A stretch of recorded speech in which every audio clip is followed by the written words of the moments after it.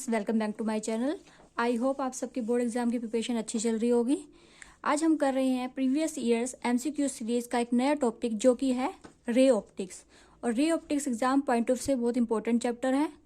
तो आइए स्टार्ट करते हैं। हमारा क्वेश्चन नंबर 1 है, for which of the flowing media with respect to air the value of critical angle is maximum. हमारे पास डिफरेंट हमें मीडियम दे रखे हैं। हमें क्या पूछा हुआ है कि जो वैल्यू है क्रिटिकल एंगल की किसके लिए मैक्सिमम होगी। तो इसके लिए सबसे पहले हमें क्या पता होना चाहिए, इन सबका रिफ्रैक्टिव इंडेक्स पता होना चाहिए। जो हमारा क्राउन ग्लास है उसका रिफ्रैक्टिव इंडेक्स कितना होता है 1.52। और जो हमारा फ्लिंट ग्लास है उसका रिफ्रैक्टिव इंडेक्स कितना होता है, लाई करता है बिटवीन 1.45 टू 2.00। और जो वाटर है उसका रिफ्रैक्टिव इंडेक्स कितना होता है 1.33। और जो डायमंड है उसका रिफ्रैक्टिव इंडेक्स कितना होता है 2.42।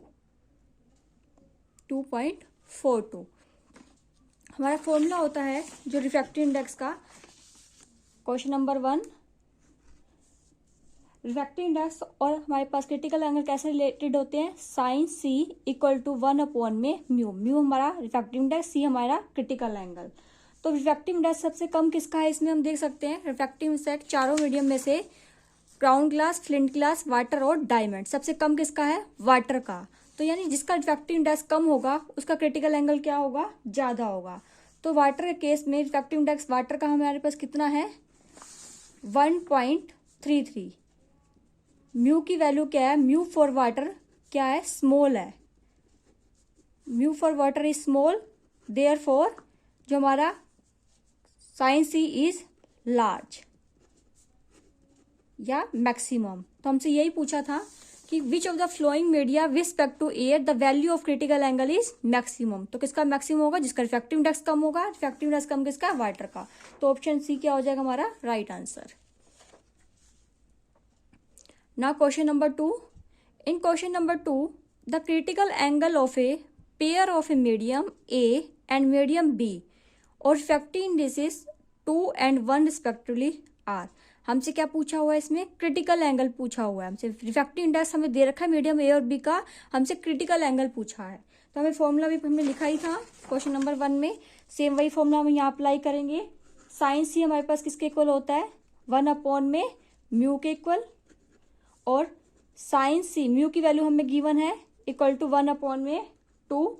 तो यानी साइन सी की वैल्यू हाफ कब होती है 30 पे। तो यानी सी की वैल्यू आपके पास क्या आ गई 30 डिग्री। तो क्रिटिकल एंगल पूछा था, क्रिटिकल एंगल की वैल्यू क्या आ जाएगी हमारी 30 degree. Option A 0, option B 30, option C 45 और ऑप्शन डी 60। तो हमारा क्या हो जाएगा, option B is the right answer 30 degree. Now question number 3, the critical angle of pair of medium and air is 30 degree. हमें क्रिटिकल एंगल दे रखा है the speed of light in the medium. Speed of light हमें medium में पूछी हुई है, critical angle हमें गिवन है। सोल्व करते हैं क्वेश्चन नंबर 3। क्वेश्चन नंबर 3 सेम वही फॉर्मूला, म्यू इक्वल टू 1 में साइन सी। क्रिटिकल एंगल यहाँ पे हमें गिवन है 30 डिग्री, तो साइन सी की जगह हम क्या लिख देंगे साइन 30। साइन 30 कितना होता है हाफ, 1/2। तो क्या हो जाएगा यहाँ पे म्यू की वैल्यू कितनी आ जाएगी हमारी 2। हमें रिलेशन पता है कि म्यू और रिफ्रैक्टिव इंडेक्स कैसे रिलेटेड होते हैं, म्यू रिफ्रैक्टिव इंडेक्स और speed of light. Mu equal to C/V का एक रिलेशन होता है हमारे पास। हमें V निकालना है, speed of light in medium में निकालनी है, और C क्या होता है speed of light in vacuum. यानी V की वैल्यू क्या आ गई आपके पास, क्या आ जाएगी यहाँ से C/म्यू। C की वैल्यू कितनी होती है 3 × 10⁸ होती है हमारी, और म्यू हमें अभी निकाला कितना आया है 2। तो कितना आ जाएगा ये 2 और 3/2 करेंगे तो राइट 1.5 × 10⁸ मीटर पर सेकेंड। तो 1.5 × 10⁸ हमारा आंसर है। ऑप्शन चेक करते हैं। फर्स्ट ऑप्शन है 1 × 10⁸, सेकेंड है 1.5 × 10⁸, सी है 2.2 × 10⁸ और डी है 2.8। हाँ, तो हमारा ऑप्शन क्या आ रहा है, आंसर क्या है 1.5। तो ऑप्शन बी क्या हो जाएगा हमारा राइट आंसर 1.5 × 10⁸ मीटर पर second. Now move on question number 4। Question number 4 हमारा क्या कहता है, a window is provided in the middle of a wall its image is obtain on the opposite wall at a distance d from it using a lens. हम यहाँ lens use कर रहे हैं। If the window and its image are of same size, क्या होगी दोनों same size की, then the focal length of the lens used is, जो हम लेंस यूज कर रहे हैं उसकी फोकल लेंथ हमसे पूछी है। तो ये सोल्व करते हैं क्वेश्चन नंबर 4। क्वेश्चन नंबर 4, ये हमारा एक लेंस है। हमसे क्या कहा है कि जब हमारा ऑब्जेक्ट रियल है तो इमेज भी हमारी क्या बन रही है, रियल बनेगी, और क्या बन रही है हमारी, सेम साइज की बन रही है। अगर आपका पास ऑब्जेक्ट है, आपके पास कहाँ है, 2f डिस्टेंस पे है, और इमेज भी आपके पास क्या होगी, 2f डिस्टेंस पे होगी, तो क्या बनेगी, वो सेम साइज की बनेगी। तो इट्स मीन्स हमारी जो डिस्टेंस है वो किसके इक्वल हो जाएगी, हमारे यहाँ से d इक्वल टू 4f के इक्वल, और f किसके, d इक्वल टू 4f के इक्वल हो जाएगी। हमसे f पूछा है तो f क्या हो जाएगा, d/4। तो हमारा आंसर क्या आ जाएगा, d/4। ऑप्शन चेक करते हैं। फर्स्ट है d/4, सेकंड है d/2, सी है -d/4, और d क्या है, -d/2। हमारी क्या आ रही है, प्लस में आ रही है, और क्या आ रही है, d/4। तो ऑप्शन ए क्या हो जाएगा हमारा right answer.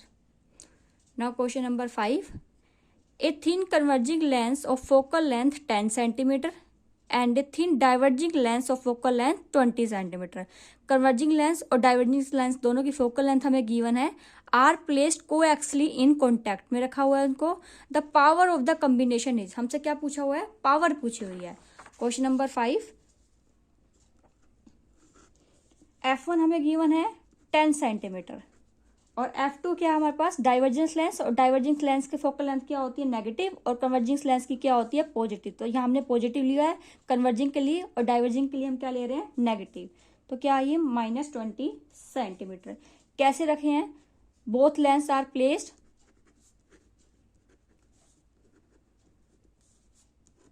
Kept in contact, दोनों कैसे रखे हमने, कॉन्टैक्ट में रखे हैं। फॉर्मूला क्या हो जाएगा, 1/f equal to 1/f1 plus में 1/f2।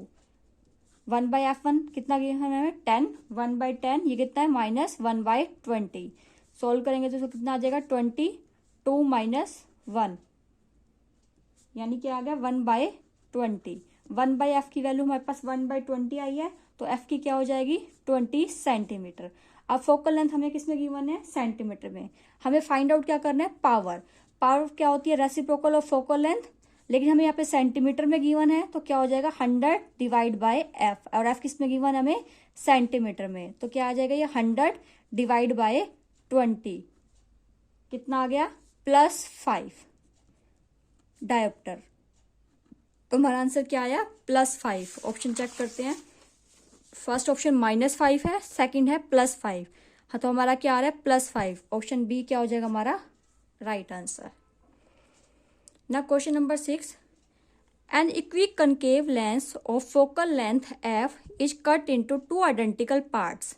ये हमारे पास इक्विकनकेव लेंस है, इसको हमने क्या किया, कट कर दिया 2 आइडेंटिकल पार्ट्स में, ऊपर वाले पार्ट्स में और नीचे वाले पार्ट्स में, along the horizontal line. The focal length of each part will be, focal length इसमें भी पूछी हुई है कि इसकी फोकल लेंथ क्या होगी। जो अगर हम लेंस को कट करें अलोंग द हॉरिजॉन्टल लाइन, तो फोकल लेंथ क्या रहती है, ईच पार्ट की सेम रहती है। क्यों, क्योंकि जो हमारे पास 1/f होता है वो क्या होता है, μ-1 2/r। फोकल लेंथ हमारी क्या रहेगी, कट कर रहे हैं तो सेम ही रहेगी, फोकल लेंथ चेंज नहीं होगी। तो हमारा ऑप्शन क्या हो जाएगा, option C is the right answer, f। Now question number 7, a bioconcave lens of power P vertically split into 2 identical plano-concave parts। एक बायोकनकेव लेंस है जिसकी पावर P है, उसको हम स्प्लिट कर रहे हैं 2 आइडेंटिकल प्लेनो-कनकेव पार्ट के अंदर। The power of each part will be, हमसे क्या पूछा हुआ है कि जो पावर है ईच पार्ट की वो क्या होगी। क्वेश्चन नंबर 7,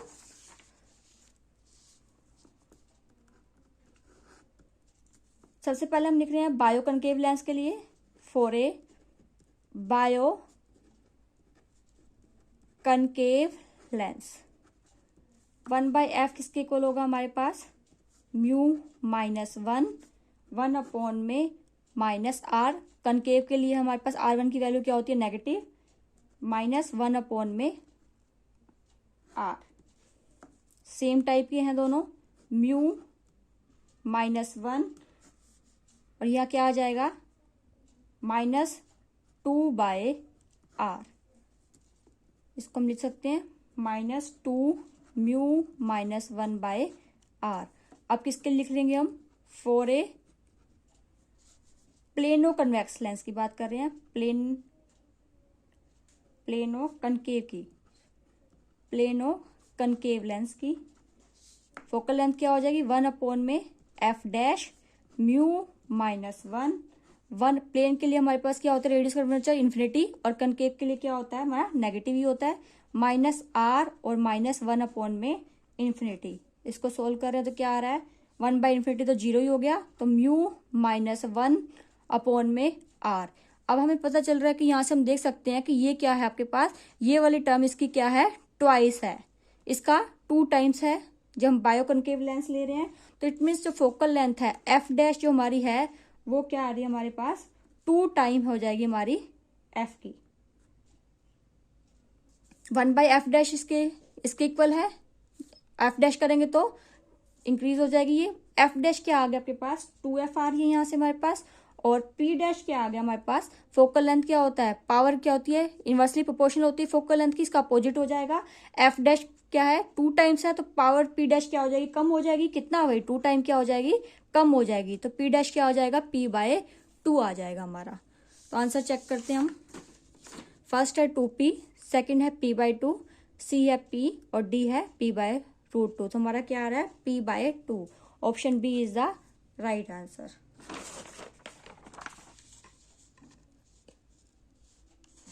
इस क्वेश्चन को आप वीडियो पॉज करके फिर से भी देख सकते हैं।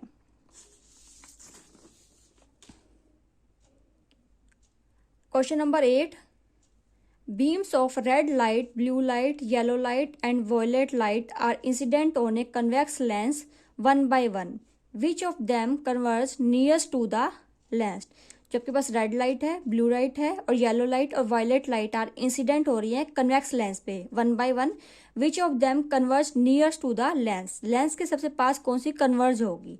क्वेश्चन नंबर 8 लेंस के पास पूछा हुआ हमसे कौन सी कन्वर्ज होगी, वो किस पे डिपेंड कर रही है आपके पास डेविएशन पे डिपेंड करेगी। क्वेश्चन नंबर 8 जो डेल है डेविएशन के लिए हम किसको डिनोट करते हैं डेल से, वो क्या होता है किसके लिए ज्यादा होता है मोर फॉर वायलेट कलर।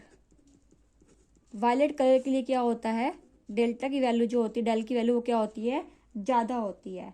तो इसका मतलब क्या है आपके पास जो डेल है वायलेट कलर के लिए क्या करेगा सबसे ज्यादा कन्वर्स होगा नियरेस्ट टू लेंस। तो क्या आएगा आपके पास ऑप्शन वायलेट कलर,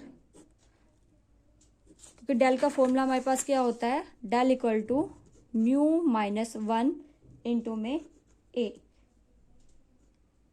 वायलेट का रिफ्रैक्टिव इंडेक्स क्या होता है ज्यादा होता है, तो ये ज्यादा क्या होगा डेविएट होगा, जबकि रेड का क्या होता है रिफ्रैक्टिव इंडेक्स कम होता है, तो इसलिए ये क्या होता है कम डेविएट होता है। तो हमारा ऑप्शन क्या आ जाएगा option B is the right answer violet light. Now question number 9 for a glass prism the angle of minimum deviation will be the smallest for the light. किस कलर के लिए आपके पास क्या हो जाएगा डेविएशन क्या होगा मिनिमम होगा इनमें से किस कलर के लिए। तो हमें पता है कि मैंने अभी देखा ही है कि जो सबसे कलर क्या होता है रेड कलर जो होता है उसका डेविएशन क्या होता है रिफ्रैक्टिव इंडेक्स सबसे कम होता है, जिसका रिफ्रैक्टिव इंडेक्स कम तो उसका डेविएशन भी क्या होगा कम, क्योंकि डेल किससे रिलेटेड है म्यू माइनस 1 इंटू ए से। रेड का रिफ्रैक्टिव इंडेक्स क्या होता है लेस फॉर रेड, तो इट मीन्स का डेविएशन भी क्या होगा कम होगा, इट मीन्स क्या आ जाएगा रेड कलर। इसलिए हम ट्रैफिक लाइट में भी क्या यूज करते हैं रेड कलर, क्योंकि वो डेविएट क्या होता है हमारा कम होता है। Now question number 10 the magnification due to a compound microscope does not depend upon. जो कंपाउंड माइक्रोस्कोप होता है उसकी मैग्निफिकेशन किस पे डिपेंड नहीं करती। The aperture of the objective and the I piece, the focal length of the objective and the I piece, C है the length of the tube और डी है the colour of the light use. Length पे भी depend करती है, colour पे भी depend करती है और focal length of objective and eye piece पे भी डिपेंड करती है। किस पे डिपेंड नहीं करती हो वो डिपेंड नहीं करती हमारी aperture of the objective and the I piece. तो ऑप्शन ए क्या हो जाएगा हमारा राइट आंसर। आई होप आपको ये वीडियो अच्छे से समझ में आ गया होगा। मिलते हैं नेक्स्ट वीडियो में, तब तक अपनी तैयारी करते रहें।